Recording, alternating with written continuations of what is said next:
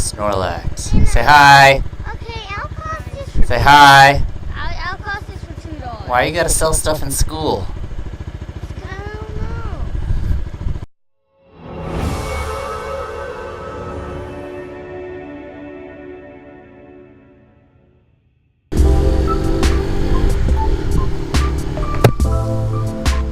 Hello everybody, and welcome to Small Engine Velocity, SEV for short. Today is the last day I have been commuting for 5 days with my Lifan for a total round trip of about 55 miles. About 2 of those miles is on a freeway, maybe 3. And then the rest is all wonderful traffic feeders or access roads or frontage roads. I keep saying that. Stoplights, you name it. And it's also Texas. It's not even the hottest part of Texas. It's just beginning to get hot out here. So it's not even the full hot. Like right now it's cool outside. Like nice and cool. You know when you ride a bike and it's outside,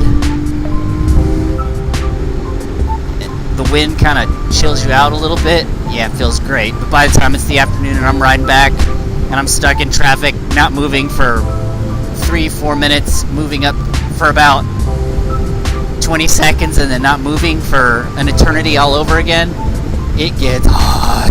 But everybody knows that rides a bike. My concern was that it's an air-cooled motor. And I thought it started to sound funny, but I think it was just my imagination making things sound like they're broken. Oh man, I need to get gas. Oops. Yeah, I think it was just my imagination that was making things sound broken. Another thing that was concerning to me was you're supposed to sit closer to the tank, but I think since I've been driving my Ruckus, I've learned to push my butt back when I'm going fast, and you're not supposed to do that. So it's not so bad, but it just hurts my butt after a while. You know, I did just ride a bike 150 miles to Austin, so maybe my butt's just still a little bit sore from doing that, but I'm pretty sure that it's not lying to me. Are you lying to me, butt? No, I'm not lying to you. I will tell you the truth. See? I mean, if your own butt lies to you, then who can you trust? No one. My overall sense of what happened with this commute was that it wasn't so bad.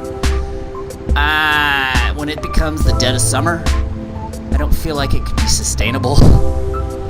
Maybe shorter trips, or actually I think the key for me is that more moving, because I did find another route where there's a little more traffic, but the lights are shorter. So moving forward was easier to do, or moving forward was not such a hard thing to get, and then I get that wind blowing over me and I feel a little bit better. I guess it's sustainable if this is all I had to drive, but it's not the only thing I have to drive. Well, technically, my wife has a car.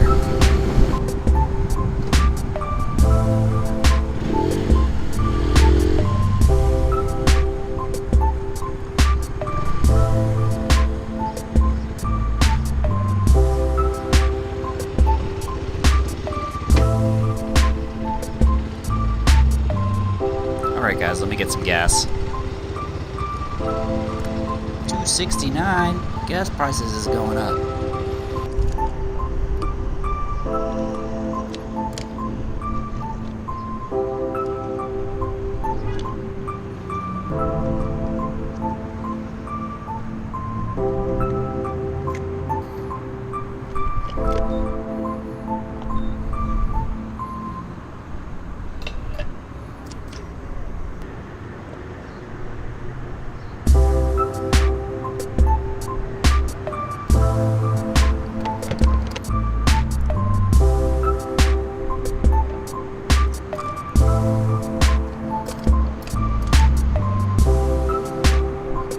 0.6. Remember this.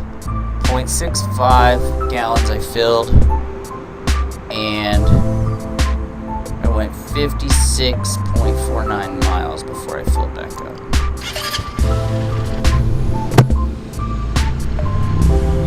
Alright guys, I got some gas. Why do I keep saying guys too? What if a girl's watching? Girls like bikes too. And small motors, I think. Why not? They can be considered cute.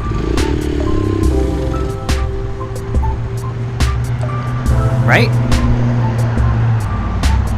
I think they would be considered cute too. Considering girls like small things. Or cute things, maybe not small things. Okay, edit that out. Alright, so we are about to get back on the road from the gas station. Moving forward on the rest of my commute to a distance of approximately 25 plus miles away. But this is my small segment that I actually get on the freeway, so not so bad. Let's try to see if we can get a top speed run out of this. Not super. I mean, it is Friday, so maybe there's less cars on the road today? I don't know. There could be.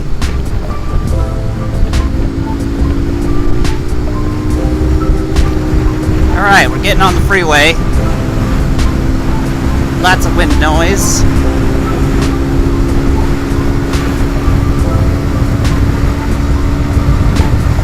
Let's avoid that crack in the road, because I can feel that on these tiny tires. Man, there's a lot of wind.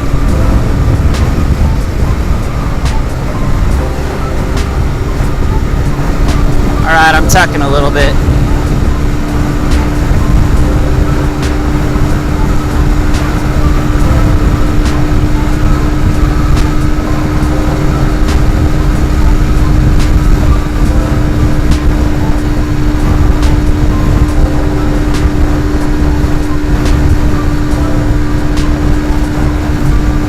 Going up an overpass. Up overpass with 67, coming down the other side. Well, coming down a hill I can go 70. And then back up a hill, 68.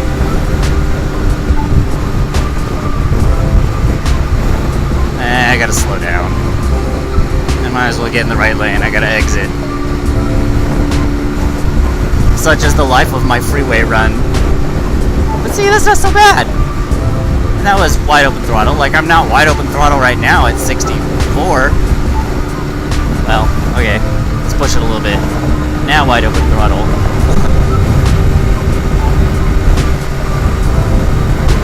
Breaking the law. Not breaking the law. Oh look, it's a Harley. It's probably like, you are going way too fast on that tiny thing. Alright, I wanted to stay on the freeway, but I don't know about that exit, so I'm sticking with this. This is what's been working all week. So there was my top speed run. A little bit downhill, going 70. Up a hill was 66. And I'm pretty sure I could have held 70 if I got to a flat spot. But I don't know. So there you go for the top speed run.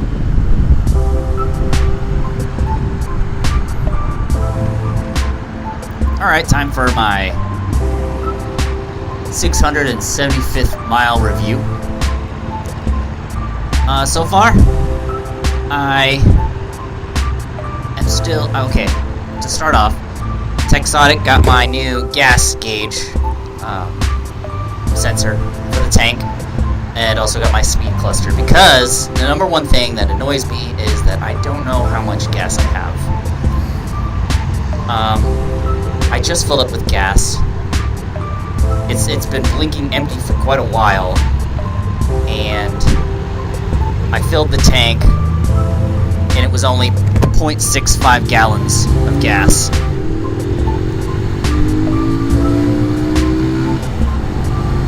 And then, according to the speedometer, or odometer on my phone, I had only driven about 55 miles.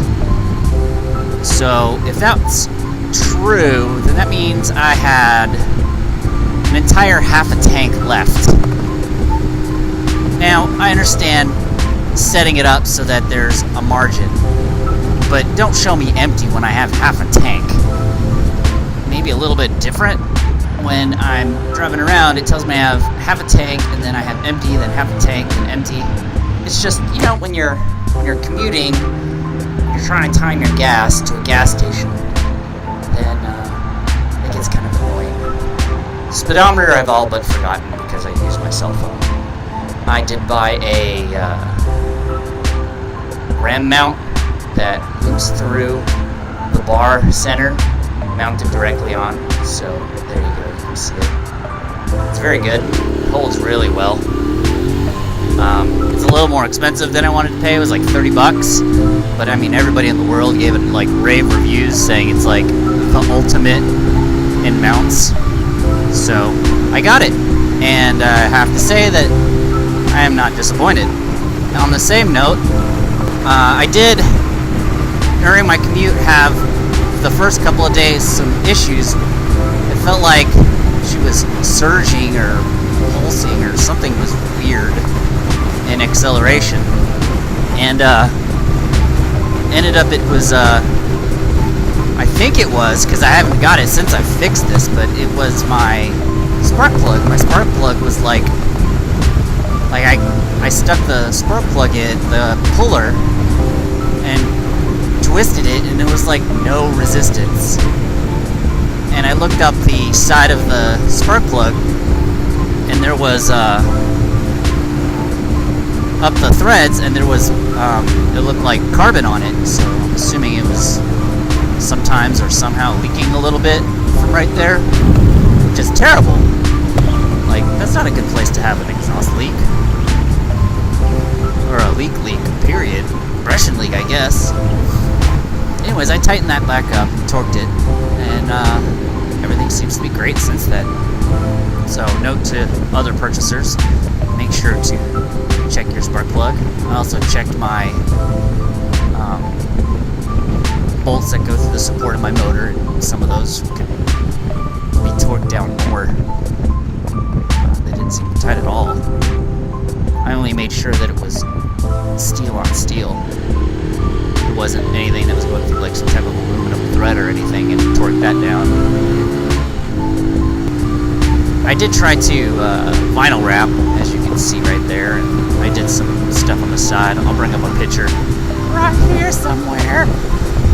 And it looked okay.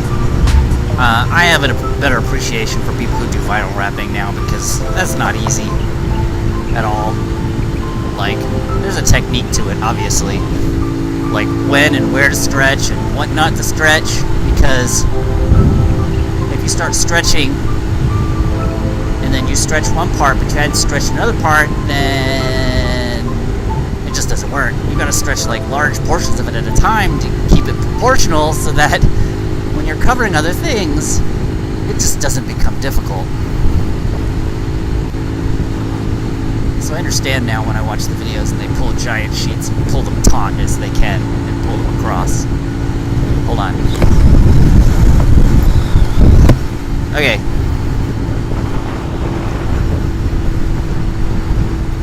So overall, right now, my impression with this vehicle with two wheels is good. It has its complaints, but it goes fast enough. It can go far enough. It looks cool. You know, I've had plenty of people pretty much running me over to ask me what the heck it is I'm driving. So, if you're thinking about purchasing one, do it.